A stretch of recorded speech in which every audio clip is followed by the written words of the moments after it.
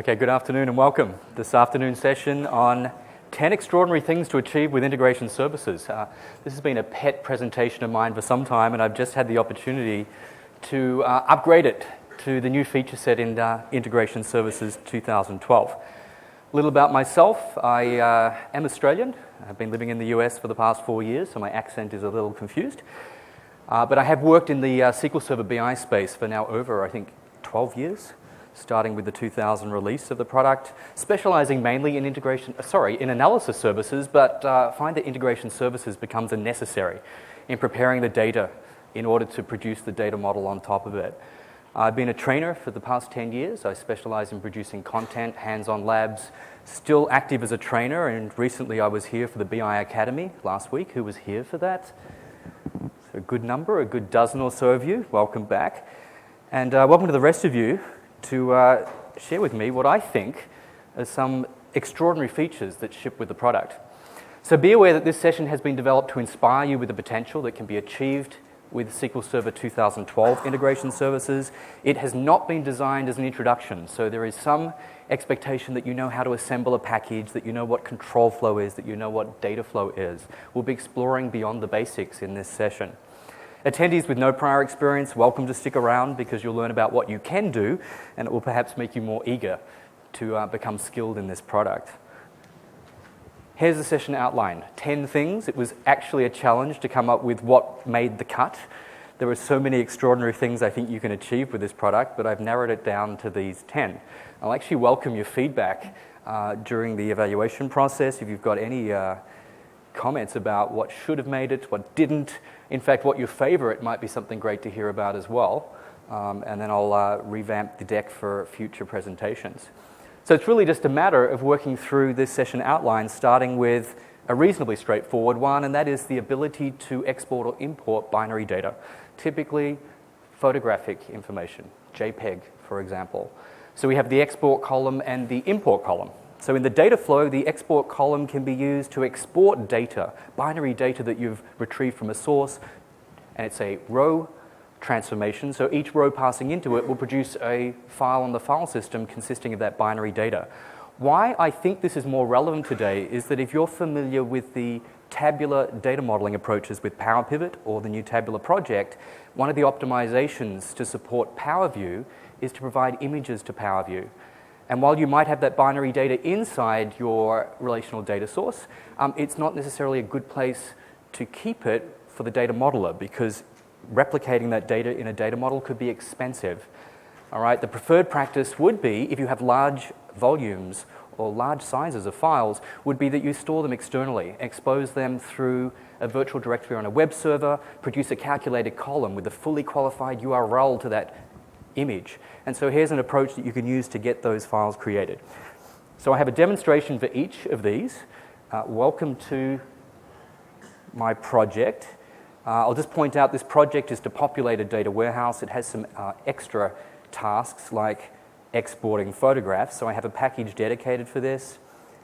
And I already have produced a data flow that sources all of the product information that I have in terms of the unique identifier, the primary key, and the binary data, which is the photograph itself. I have a parameter. Now that's an extraordinary thing in its own right. New in 2012, didn't make the cut in the top 10. But the parameter here is saying that the folder that they should be sent to as files will be the product photos on the D drive. Remember this because we're going to come back with another feature and explore this.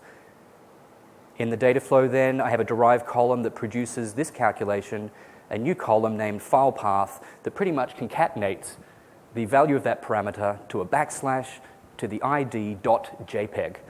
And then it's a simple matter of introducing from the other transformations an export column. And to configure this, where's the data? So it's in my photo column coming from the source. What will be the file path, the new derived column, and I'm going to allow the truncate. So if it exists as a file already, overwrite it, and then I'll go ahead and execute. And as simple as that, I don't know if developers have battled with this one before, but getting binary data out of a table could be as straightforward as this type of design in a package.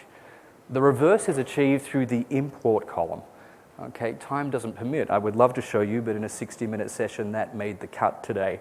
So if you have files on the file system and you want that image data inside the table, the import column will do the reverse for you. Number 2, and by the way, these are not in any specific order, although they just help with the way that the demonstration unfolds. When it comes to deduplicating data, there are numerous components in the data flow that can assist you. I actually have a prize for someone that can first tell me, and this is a really cool thing, Arc Touch Mouse. Which one of these 5 actually won't deduplicate your data? Yeah, who said that first? I thought I heard it in the back of the room. Did this gentleman say it first? All right. So if you attended my session this morning, you will learn that the DQS cleansing is great for correction of data, but doesn't support the matching rules that you might have in a knowledge base. So we're actually going to cross that one off. I thought I'd include it because it's an obvious oversight that you would think that you could use this within the data flow. What that leaves is these 4. The lookup, oddly enough, allows you to redirect or remove rows based on an exact lookup. Okay, I already have that in this source of data over here, so just remove it. By using the no match, if the match doesn't succeed in the lookup, you can redirect it and consume that output. These are what don't match. We don't have it. The fuzzy lookup does it on an approximate match, whereas the lookup is an exact match. So the fuzzy uses approximate approaches. The fuzzy grouping will remove, or not remove actually, will identify duplicates based on approximate matching. Now, the difference between fuzzy lookup is it's comparing it to an external set of data. The fuzzy grouping is comparing it within its own set of data. And then finally, and I thought that I might trick some people by thinking that sort is the odd one out here. Sort has this little checkbox in the bottom left-hand corner of the UI that says remove duplicates based on sort keys. So it's a way of removing duplicates based on what you're sorting. All right, so let's take a look at this in demonstration. So I have this objective to import new customers into the database. And so let's ignore the fact that I have this going on. I'm going to come back and talk about this in another demonstration. We'll focus immediately on the data flow, and I'll point out that I have this Excel workbook that contains 10 new customers, and I need to get them into my customer table. But my concern is that I have these suspicions that I already have them. Okay. Or some of them anyway, and how can I, within the data flow, identify and remove them so that I only load the genuinely new customers that we don't already have? So the first thing that I do is I do a lookup to say, well, if we have the email address already registered in the customer table, then we already have this customer. It's the same email address. And so a lookup can be configured to do this. I point out the connection is to my source system. I do a lookup against all of the email addresses that I currently have. I configure the input email address to match on the lookup email address, and importantly, I want to redirect rows that don't match to that, and that's the output that I'm going to take further. So those that don't match will then pass into this sort. And what this sort is doing is sorting all of the new customers that I'm loading by email address. See in the bottom left corner, remove rows with a duplicate sort value. Which ones is it going to remove? It's actually quite arbitrary. We're going to end up with one of them. If it's important for you to know, then you'll have to use some other configuration. The output of this will then move forward to remove, again, exact matches within my new set based on first name, last name, and birth date. I'm going to make the assumption that if I have the name and the same birth date within the same set, it's just a duplicate. Just give me one of them. Then the output of it goes to the fuzzy grouping. This time I'm going to look up on name and address where it finds approximate matches.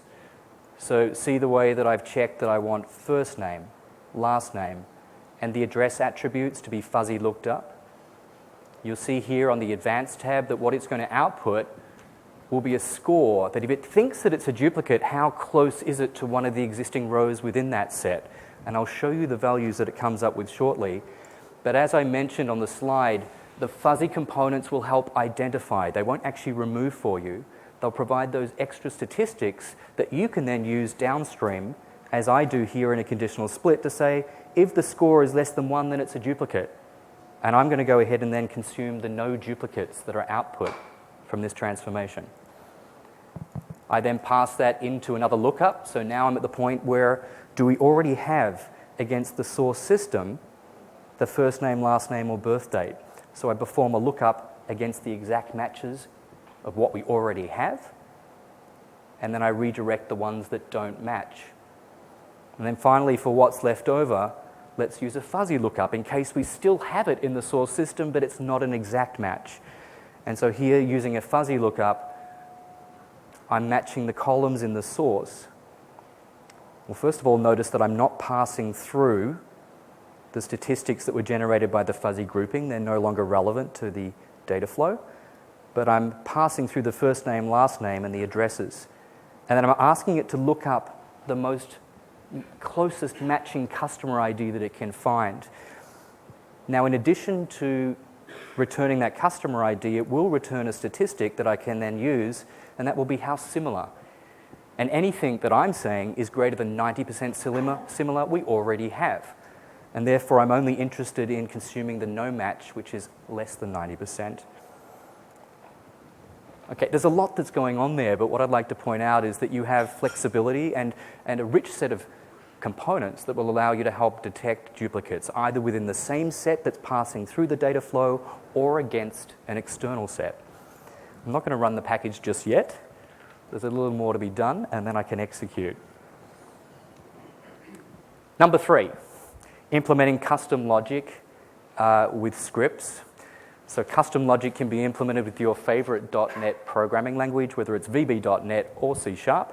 You have Visual Studio tools for applications that will allow you to write your code, debug it. There's color coding, there's IntelliSense, there's help. Notably, in the latest release of SQL Server 2012, there's debugging support in the script component in the data flow. We hadn't had that before. So the script task allows script or custom logic inside the control flow, whereas the script component, interestingly, can be configured to be either a source, a transformation, or a destination. Allows you to implement custom logic there. So in demonstration, what I overlooked before was that we have in the database all of these customers. There are some, what do we have? That's actually the wrong script.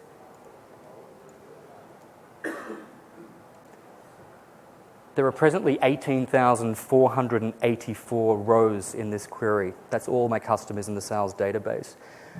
Of interest here is that the customer ID column itself, see how it uses AW and then some numeric sequence? So in order to generate, for the new customers that I'm about to insert into here, I want to generate the next sequence number. The way that I've designed this in the package is, first of all, creating a variable that is the maximum customer ID. Okay, so this execute SQL task is just executing a query that says, give me the max customer ID, return a single row, and then using the result set, this column will be mapped to this variable. And then in the data flow, after all of that deduplication logic, I have a script component down here. And under input columns, I specify that the customer ID, now that was the column that was added through the fuzzy lookup. That was the lookup. And so I've come in here and said, add it and allow it to be written to. And then in my script, I can use some custom logic to overwrite the values in there. So these will be for all the rows that I have determined are non-duplicates. So I'm opening up the Visual Studio Tools for Application window. And the logic goes like this. In the pre-execute method, so this happens when the data flow itself is about to execute, I have a variable out here that will store the customer ID. And so at the beginning of the entire data flow, I'm able to store in this integer variable the next customer ID, just the numeric portion. So the substring 2 is taking from the third character onwards. The parse method is parsing the string into an integer. That is now stored in this variable. And then for each row that passes through the transformation, we have this method here.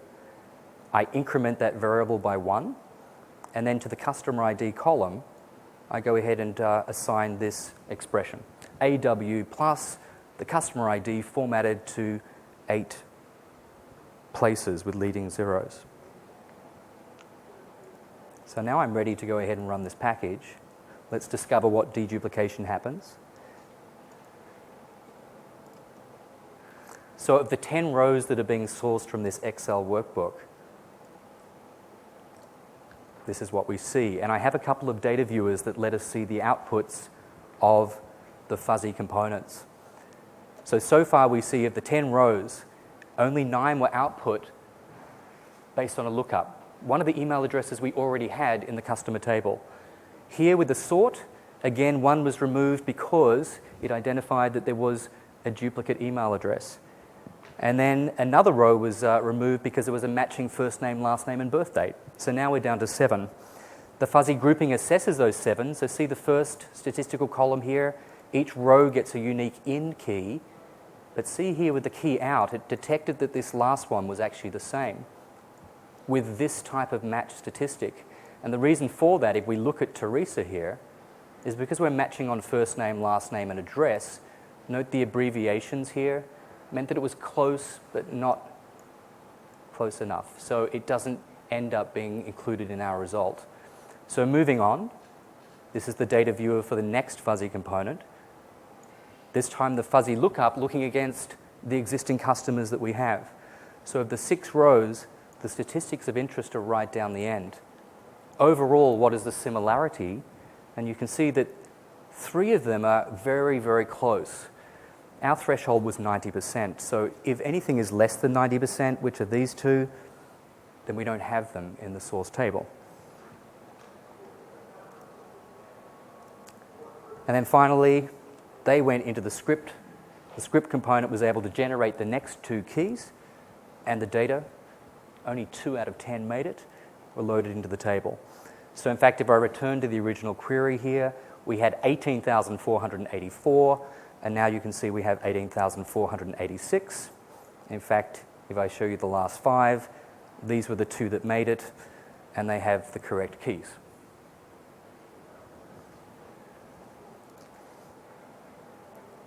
I want to show you also the script task, and I think a really relevant use of this is for custom logging, and we'll see why that becomes relevant later on when we deploy and execute the packages on the sys catalog. So I have a package here that loads the fact sales table. Now, the whole project is driven by a project parameter, which is the ETL date. And this would allow us, it's in fact a required parameter, when executing any package within this project, we must pass in what date we're performing the ETL for. So what we see here is it will actually delete the existing fact rows for that particular date. And then I already have the data flow constructed here. And of interest is that I have a row count transformation that tells me the number of rows that have passed through. And I want this statistic to be logged so I can analyze it later on. So I return to the control flow, and then I add a script task. On success, execute the script task, and make that variable, the load row count, make it readable by the script. And then I produce some logic, again, in the Visual Studio Tools for Application window. I'm going to cheat a little bit. Here's the code I'm going to copy and paste in. So let me copy this to the clipboard. The main thing that I'm using is the fire information method of the events object. And there's actually a template available to you. So you can see here that there is help. There's fire error, there's fire information, there's fire warning. And I pretty much adapted that sample. So I come down to the main method and I paste it in. So let me move backwards. Fire information, that will be the message code. It's up to you to customize that value. There's the subcomponent, there's a description that you're having logged. That description is defined here in a variable. Insert count, and then from the variables collection, get the load row count, get its value and convert it to a string. So that's the string that will become the description of the event. And then should it fire recursively? I have a variable here that says no, it shouldn't. So I like to go ahead and build that script. That just checks that it will build. And then we can go ahead and complete the configuration of the script task. So I execute the package. And what that will do then is log that event at execution time. And we can see that by switching across here to the progress. And there were no rows for today, but there we see information, insert count was 0. We'll come back to that later in another demonstration to see what we can do with it.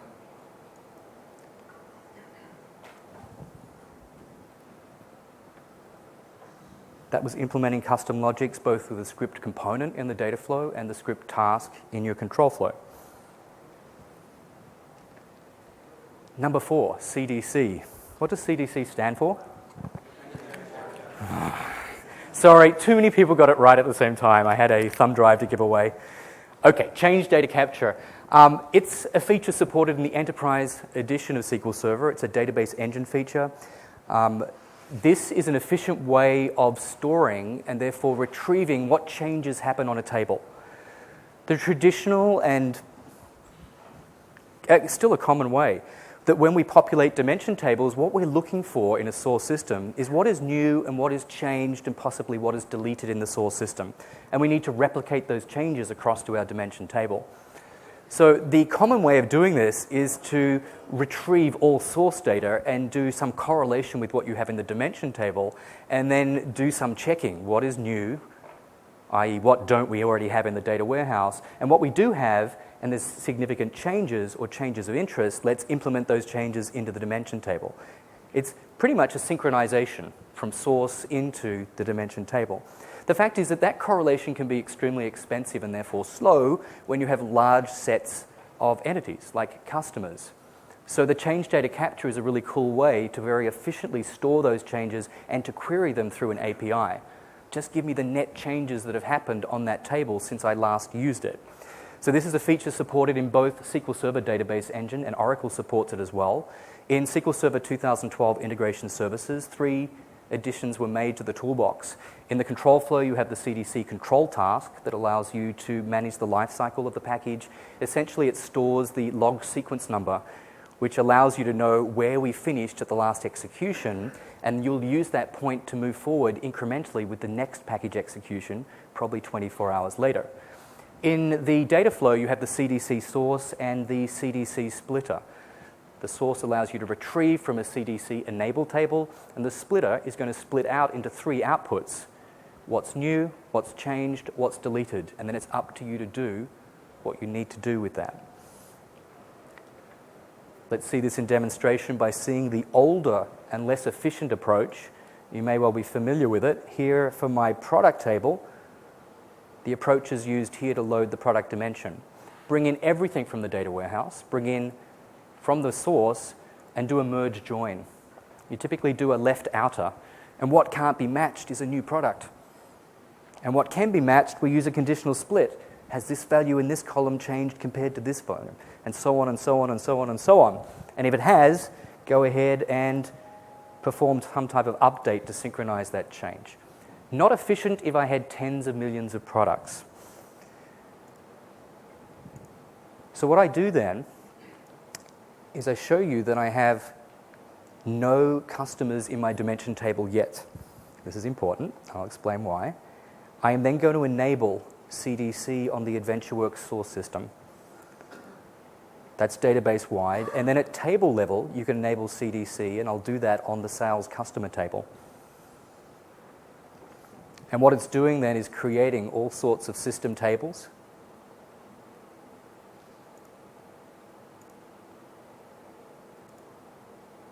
To actually store all of the CDC activity. In addition, and you need the SQL Server agent running, you're going to see that there are jobs that are keeping that CDC information up to date. Okay, the good news is it is efficient because at data modification time, see, the other approach is that you can use a trigger and actually push things to similar tables, but the problem is a trigger extends the lifetime of the transaction. It slows down what the source system is trying to do. Here, there's an agent, a log reader agent that just looks at the transaction log and in a background process, not interfering with the performance of the inserts or modifications on the table, it's capturing and storing relevant information. So how can we exploit this within our package design? First of all, I have this package to initialize my dimension table. So I'm using the CDC control task. This involves the definition of a variable in the package that's going to store that log sequence number. And you can see here the operation is that we're initializing the load start. It's going to store the state of this in a table that I've created called the CDC states. And you may have multiple tables, therefore, you'll have one row per state that you have, or one row per table. The way that we identify that row is here. I've named it sales.customer. Next, I just use common data flow to take from source to destination. And then I wrap it up with another CDC control task, same configuration except that it's marking the load end. So basically what it's storing in this state table will be the log sequence number where it finished. So now I can execute this and that initializes my customer table.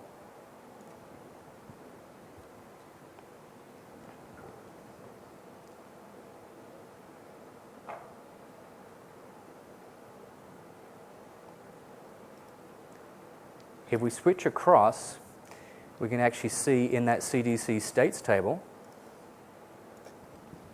that's the log sequence number where it finished off.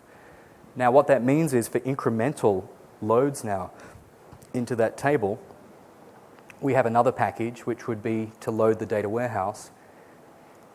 So I'm using a staging table. In fact, I'm using two. So any updates or deletes, rather than doing row-based operations for each update and delete, we're going to stage them to separate tables. We then use the CDC control task, this time to get a processing range. The data flow task I'm about to configure, and this is how it gets configured. I retrieve the data from a CDC source. Where is it? Right down the bottom. And this is pretty straightforward. When I configure this against an ADO.NET data connection, the drop-down list will only give me the CDC-enabled tables, and there it is. Give me the net changes, not every change. If there were multiple updates that happened in the last 24 hours, just give me the net effect of that. And where is the CDC state being stored? It's in that variable. What columns are being returned? Well, all of the columns of the source table itself, in addition to these extra columns. They will be useful for the CDC splitter. So take the output from this source into the splitter, and then what we'll see is that there are just three outputs. The inserts, updates, and deletes that will come out, and it's just a matter of doing what's appropriate with those. So for the inserts, I need to use a derived column. This is just my custom logic. So I take the output that is the insert output.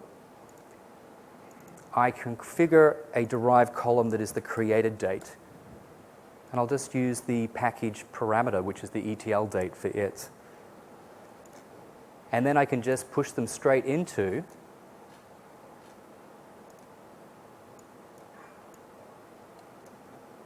the dimension table.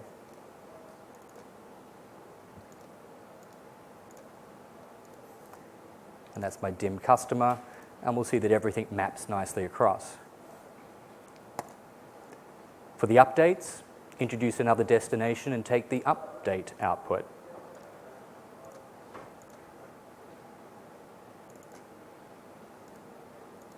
And for the same dimension table, well, in fact, not the dimension table, I'm using a staging table. And we'll see that all of the columns map across. Finally, for the deletes, yikes. That's really bizarre. That's why Control Z or Z is going to be helpful. Bring in a third destination, and that's the last output, the delete output, and I'll push all of those changes to the delete stage table. The mapping is just concerned with mapping the customer ID, because we're just going to switch a flag that says this is now, it's not a hard delete, it's a logical delete of that customer. Back in the control flow then, I have a stored procedure that performs those batch updates. All updates will be done in one set-based operation. All deletes will update the rows and set that flag to inactive. And then finally, a CDC control task that is going to mark the process range complete. So before I execute this, I'll switch back to this script and I'm going to go ahead and insert, update, and delete on this table. A new customer, a change to an existing customer, and the deletion of a row in the customer table in the source system. And then with much more efficiency now, the package will just retrieve the net changes and will just process them as I've just designed here.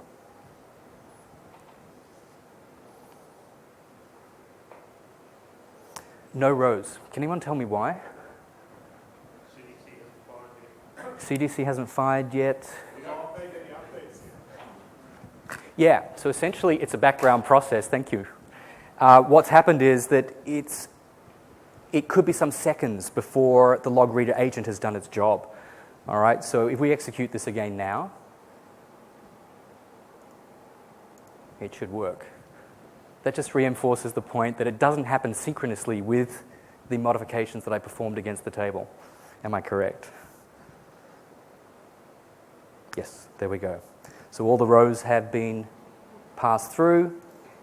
We've updated the log sequence number in our states table, so the next time this package runs, it will start from that log sequence number and move forward.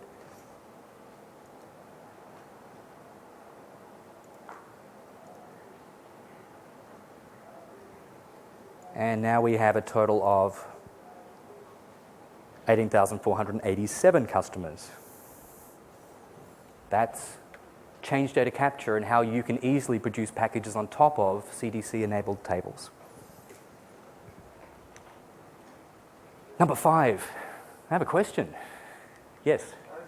Those CDC tables, they're going to fill up pretty quickly, right? With changes out of The CDC tables will fill up pretty quickly. It depends what operations you're doing on there. Sure, but they look like they're black box tables, right? So you turn the picture on, you can see the managers, all that kind of black box tables.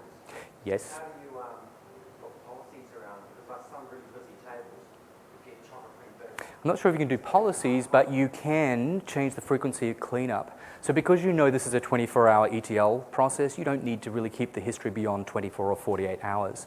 So you can automate. Maybe you need to add some jobs in there that clean up the data that's in there, and you can. There's an API delivered in terms of stored procedures and user-defined functions that allow you to work with a CDC-enabled table.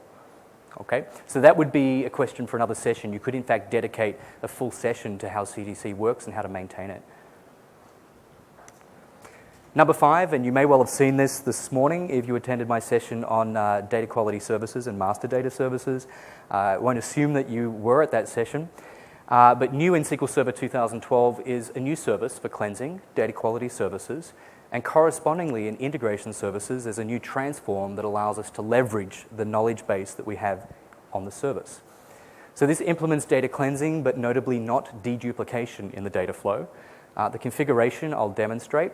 And what it does is output your original data together with corrected data, together with reason and status. And it's up to you in your design in the control flow to do something, or rather in the data flow, with a conditional split to assess the output. Do we log it? Do we accept the changes that have been implemented as part of the correction, and so on? So I'll adapt the package that I have here. So I'm concerned that the email address, and I know you may have seen this in the earlier session, it's much the same. The email address may not be valid. We don't want invalid email addresses arriving, or if we do, we want to flag them so we can easily write reports and have people take action to update those email addresses. So I have a knowledge base already created here on data quality services, and the knowledge base consists of a single domain email address that uses a regular expression to determine what is an acceptable email address. So the way we can integrate this is, first of all, add a connection manager. So a great new feature in 2012 is project level connection managers.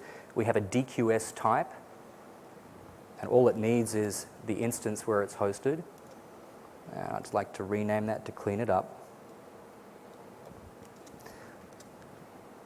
So if I break this, yes, it will be used in external service. So it could be on a separate server. We could have data quality services installed there. Our knowledge base is being maintained there, and integration services can query across to it. And this is how it's done. So using the DQS cleansing transform, I will then take that output of the inserts. I will configure this transformation to use that connection manager just defined. We see that there's a knowledge base that consists of a single domain. Then in my mappings, and these are all of the input columns being passed into the transform, I'm concerned with the email address, and I map that to the email address domain. These are the three columns that will be output. What was the original data? What is the corrected data? And what is the status? Is it invalid? Is it corrected? Is it correct to begin with? I'm actually going to rename this just to email address so it uses the original input column as the output column. I'm interested in this status. So in my derived column, I create an expression that is email address valid. So I'm going to create a new column, and it's just based on this expression. I know it's a double negative, but email address status doesn't equal invalid. In other words, yes, it's valid. It will return true if it's a valid email address. Now, it's up to you what you do with this information. Do you log it to a separate table? What I'll do in this demonstration. Why is that not valid? Is email address valid?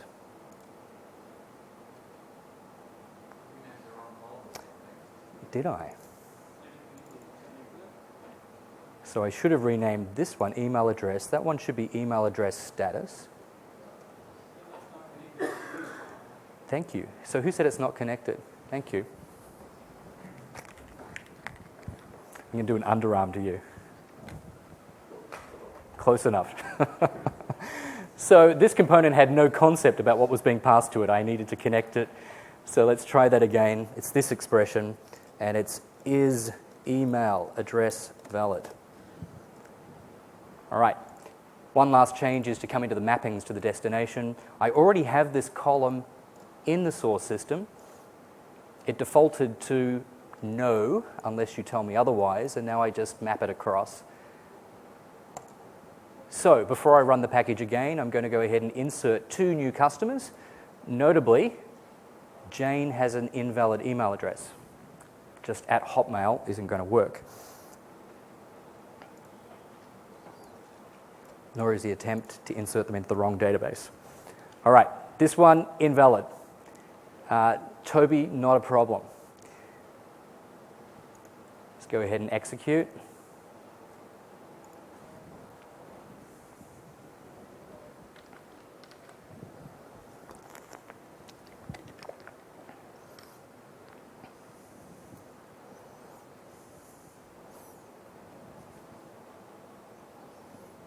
There we go, 2 rows and 2 rows passed down.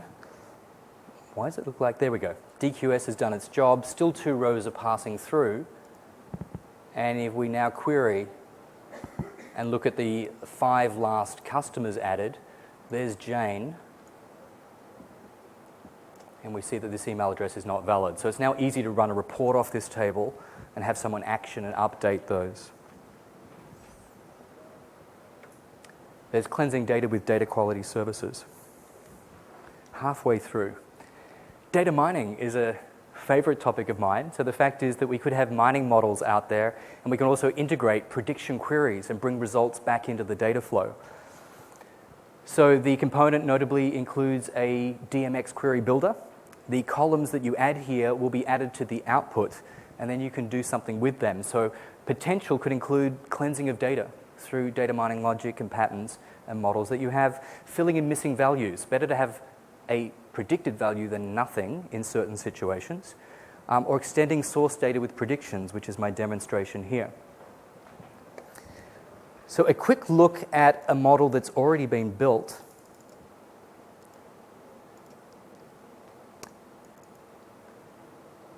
The customer mining uses the decision trees algorithm. And this model was built with the intention that we could analyze the probability that someone was going to buy from us or not. I mean, it's a pretty simple example, but it's very powerful when we want to categorize customers and allow marketing to focus their efforts on a subset rather than all customers. So the way that this would work, and I have a dedicated package for this, assigning a marketing class. So here I've got a partially built data flow that is retrieving all of the rows from the DIM customer table. And then what I do is I bring in the data mining query, take the output, pass it through. I need to connect to analysis services, so I build up a connection manager using integrated security to my customer mining database. There's a single mining structure. I can write my DMX in here, but you're going to find it's much more friendly and efficient to use the graphical query designer. So these are the columns being passed into the component. These are the columns or the attributes of the model, and there's an automatic mapping by name, so that's very, very convenient. So I'm going to introduce a single prediction function that will predict the probability and be named as confidence that they are a bike buyer. What's the probability that according to the demographics that they match being a bike buyer and to what degree? So this will form a new output column, and then I'm going to pass that straight to a destination. And conveniently, I've already built up a staging table for this. So we always like to work with set-based operations. Rather than update every row passing through, I'm passing everything to this staging table. And essentially what it's storing is the customer key and that confidence that was just retrieved from the data mining query. So this is the logic. I have a stored procedure that I'm about to create here named this. So it will join the customer dimension table to that staging table. There are two columns in my customer dimension table. One is, what is that confidence, the bike buyer probability? And then to assist the marketing people, I have this logic here that will break them into the categories of low, medium, or high, according to the probability. So I go ahead and execute this to create the stored procedure and also run the query. That'll happen in a minute. And then I come back, complete the control flow by using an execute SQL task. So on success of the data flow, come down here using ADO.NET and my data warehouse connection manager. Go ahead and execute that stored procedure.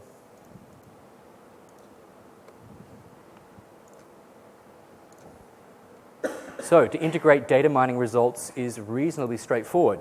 For all of those customers that I have, you can see it's fairly fast for analysis services to return that prediction result.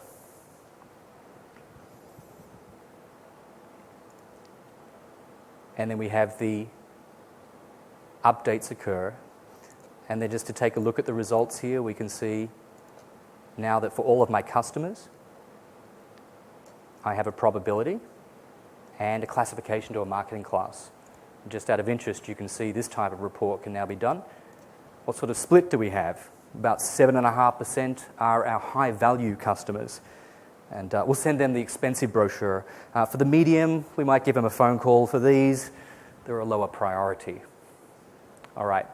Just think about the fact that that probability could have helped to assess cleanliness of your data as well. And you could have then used that to help determine whether this needs to be logged, whether it requires human attention to go ahead and validate the data that you're accepting into your data warehouse. Number 6, integrating data mining predictions. Number 7, working with environments. So at this point within my demonstration, I need to start working with deployment. I need to deploy this project to the sys catalog on the server to start showing you the other features that we have. So environments allow you to execute packages by using different values being passed into parameters and connection managers. It's probably best shown through demonstration. So I already have an integration services catalog. What it requires me to do then is to deploy my project to the server. And this is what's great in 2012 is that the entire project consisting of parameters, connection managers, and packages get deployed as a single unit to my Apollo server. On that server, I have a folder named AdventureWorks BI, and then it deploys the whole lot in one go.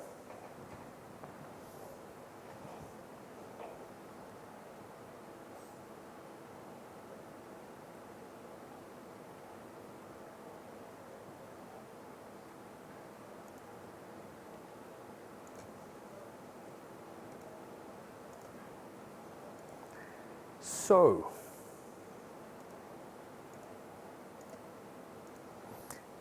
what we then see is the catalog is down here. And within the catalog, it's broken down by folder. And within folders are the projects that you've deployed. And within the projects, you have your packages. They're all there. There are environments as well. So I know that I want to test my packages before I put them into production, so I create a test environment. And when it goes to production, I also want to execute within the production environment. Environments then each have a collection of environment variables. Don't confuse them with the environment variables on the operating system. So I create a variable here that will be the product photo folder path of type string. And if I'm running this in test, on the test server, it's going to use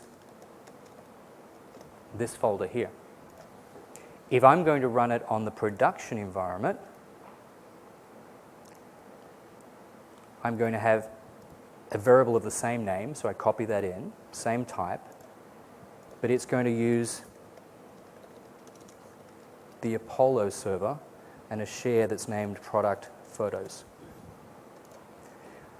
So creating environments isn't enough. You need to go in and configure a project to reference those environments. So I configure my project. Under references here, I add in each of those. And then under parameters, I can come down to a project like the dim product export photo. And it shows me that I've got that parameter, which is the folder path. And I can tell it, well, it could use the value that was developed in the package, or it could use the environment variable that is my product photo folder path. And now with that binding in place, when I go to execute the package,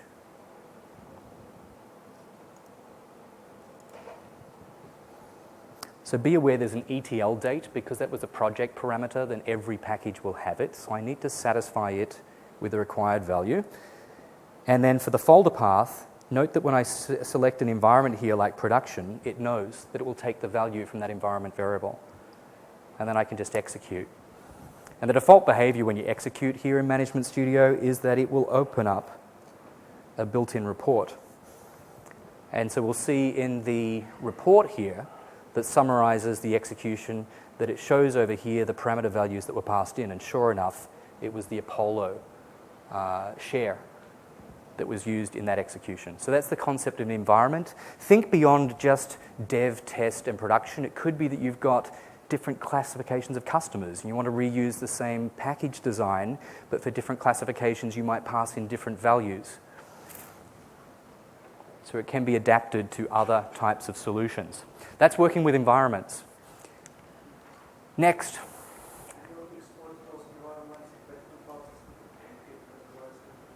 So the question is, can we export those environments back to the file system? No. They belong inside the sys catalog. You can script them, all right? And that's really the topic here. What's really cool about the sys catalog is that it has a public API that is in the form of views, stored procedures, and functions. Anything that belongs to the catalog schema, you're welcome to help yourself to. So in fact, all of the UI that you have in Management Studio for configuring projects, creating environments, executing packages, you can script as T-SQL. They're just stored procedures. All right, so you can automate what happens inside this environment. In addition, the views will surface all sorts of interesting data about what you've cataloged and the events that have been logged during package execution. We'll see how this comes to play in a moment. So it's just a SQL Server user database, And like I've said, help yourself to the catalog schema and the resources that are available there. So the demonstration that I have for you here is that I need to execute the fact sales package not just once, but for every day of the first quarter of 2012. So I come into the UI to execute this package, and we see the required parameter. So I'm going to set that for the first day of the period, the 1st of January 2012. And there's the temptation to click OK and just execute it. But up here, I have the ability to script this to a query editor window. So here's the T-SQL that would implement that for me. All right, I'm going to clean things up just a little. So I'm going to move the variable declarations right to the top. I'm going to remove the select statement here that is simply returning the unique execution ID for that package. Don't need it. And what we see then are 4 stored procedures that are executed. One is create the execution itself. So what is the package? What is the unique identifier? That'll be returned as an output parameter. Where is that package located? In this project, in this folder. Next, there are 2 parameters that need to be set with the execution parameter value. There's the ETL date that will be passed in based on the value in variable 0. The logging level, this is an automatic concept in the sys catalog. There's a server-wide property that lets you determine what is the logging level, and it can be overwritten at execution time. It is passed in as if it were a parameter. So that's the second parameter. And then finally, there's a stored procedure here that will execute that execution ID.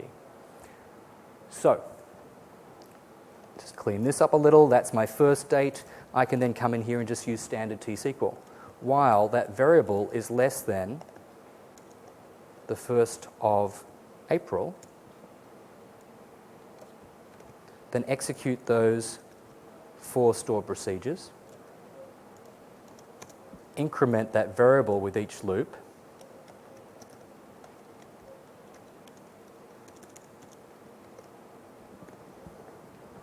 And I was so close. There we go. It's executing the package 91 times for me. That's just one example of what you can do with T-SQL. It could be that looking up these values might come from some other control table to populate the parameters that get executed. All right, all done with T-SQL. We'll come back to this one. That's working with the syscatalog API. Next, and a new feature in 2012, and only supported in the syscatalog, is the ability to run a data tap. So you know at design time, when you're working in data flow, that you can add data viewers. Inside Visual Studio, it allows you to look at the data that's flowing through. What happens when you've deployed it is that those data viewers are basically, they don't happen server-side when you execute a package. Yet if there is the requirement to have a look at the data that is flowing through a path within your data flow, without the modification of the package itself, you can at execution time add a data tap and have the output of the data flow sent to a CSV file. And this is how it works. So there is a stored procedure that will do this. I'm just going to adapt this script by removing the looping logic. And I'll execute the package for the 1st of January is still good. So before I execute it, I'm going to pass in something here. And what I'm passing in is the execution of this stored procedure, which is add a data tap.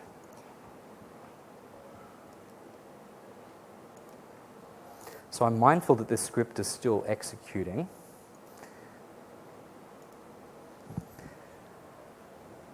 So what I need to complete is this.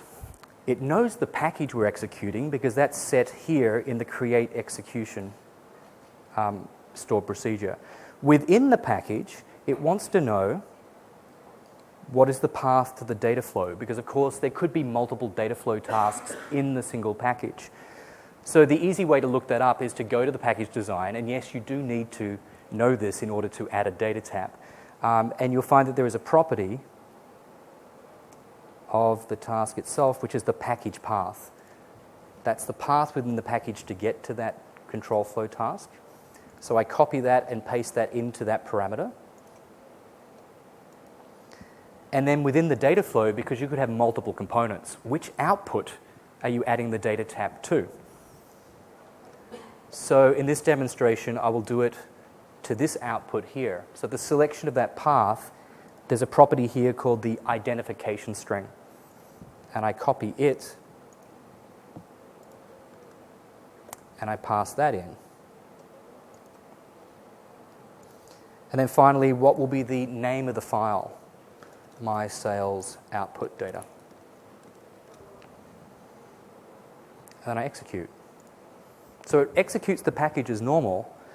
Where that file ends up is where you've installed SQL Server. So for me, it's in Program Files, under SQL Server, under the current version, and then under DTS, we have a data dumps folder. And that's where that CSV's ended up. And then you do something with it. So no need now to consider that looking at data is a design time concept or development time. You now have this ability to connect the data tap at execution time. Is that only when you run it manually? Yes, you do need to do it the way that I demonstrated.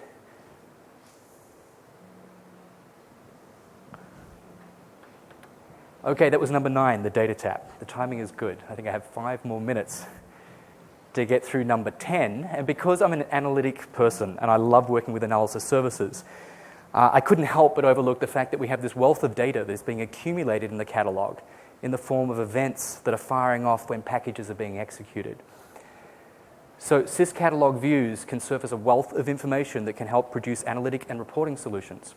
Consider using Power Pivot to produce a data model to interactively analyze and monitor the data that's being accumulated in your catalog. You can create reports then off the Power Pivot model by using pivot tables and pivot charts. Report Builder if you publish this workbook to SharePoint. And then Power View is another option you've got then to interactively work with the data that you have. You can also extend the built-in reports that the syscatalog has itself. So I think I'll have time to demonstrate both of them for you here.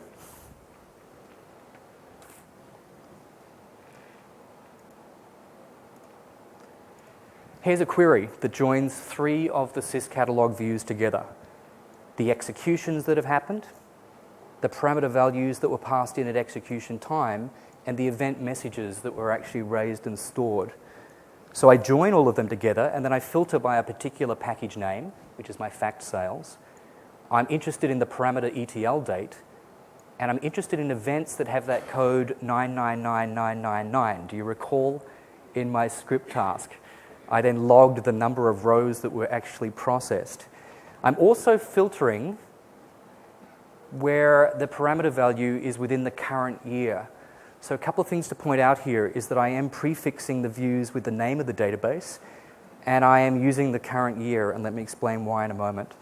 So I copy these, and I switch across to Report Builder, and against a connection to the sysdb, that's the syscatalog, I go ahead and create a data set. And I paste that query in, and that gives me the 2 fields of the date and the rows loaded for that date. And then it's a simple matter of just inserting some visualization like a chart. Based on that data source, data set, I'm going to introduce a line chart where the date is the category and the rows loaded is my values. I'll use the generic style and finish. So a quick cleanup, I'm just going to remove the title, the legend. I'm going to hide the axis titles. And I'll format the axis properties. So what I get to see is the date in a friendly way. And I'll choose this one here, just the month followed by the month day number. Let's make it big enough. And I could run this for you straight away, but I'm just going to go ahead and save it. Save it down, not to the report server, but to the file system, sitting in my D demo folder. And what you can do is extend the built-in reports, and that's a whole nother topic, no time to talk about, but I can customize by adding in my own reports. And then I can run them here within Management Studio. All right, they're accessible now by right-clicking reports, show me fact sales rows loaded by day. So the two things I pointed out to you was that I had to prefix sysdb in front of the views because it's going to connect using my identity, and it depends what my default database is. We can't assume it's going to be sysdb. That's why sysdb was in the from clause. And the where clause, it said, give me the current year. I can't use parameters in this style. These are built-in reports using the report viewer control. All right. So you don't need reporting services installed for this, by the way. It's local reporting, but it doesn't support parameterization in the way that server-based reports do. Is that report actually in SQL Server now? Good question. Where is it? I still don't have an answer for that. I can't find it on the file system. And I've never tested this. So the question was, where is that report definition stored? I can't see it in the sysdb. I hoped it would be there. Therefore, anybody right-clicking on this should get to it. If someone knows, could they let me know?